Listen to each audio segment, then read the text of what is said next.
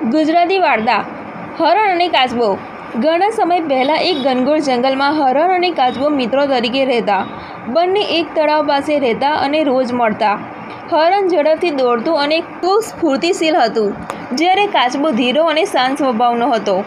એક દિવસ હરણ અને કાચબો વચ્ચે વાતચીત ચાલુ હતી। હરણ કહે છે, કાચબાભાઈ, તું રોજ એટલું ધીમું ધીમું ચાલે છે।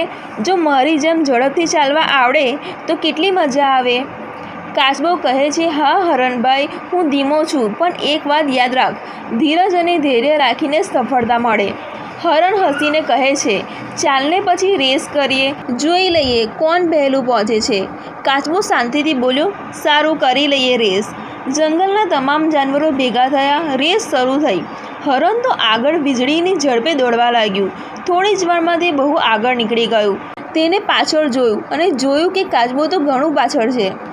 હરણને લાગ્યું, આ કાચબો તો હવે ક્યાં આવી શકે, ચાલો થોડીવાર આરામ લઈ લઉં। હરણ એક વૃક્ષની છાંય નીચે સૂઈ ગયું, પણ તે ઊંઘમાં એટલો બધો મસ્ત થઈ ગયો હતો કે ઊંઘમાંથી જ ન જાગ્યો।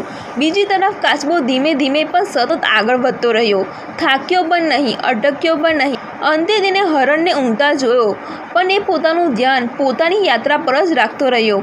થોડીવાર પછી કાચબો આગળ વધ્યો અને આખરે લક્ષ્ય સ્થાને પહોંચી ગયો। આખા જંગલમાં હર્ષનો માહોલ થયો, બધા ચક્કરમાં પડી ગયા। ધીમો કાચબો જીત્યો? જ્યારે હરણ ઊંઘમાંથી જાગ્યો ત્યારે ઘણું મોડું થઈ ગયું હતું।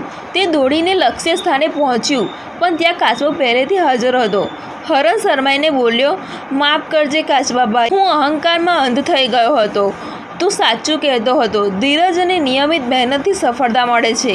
કાચબો હસીને કહે છે, કોઈ વાત નહીં હિરણભાઈ, શીખી લીધું એ જ મહત્ત્વની વાત છે।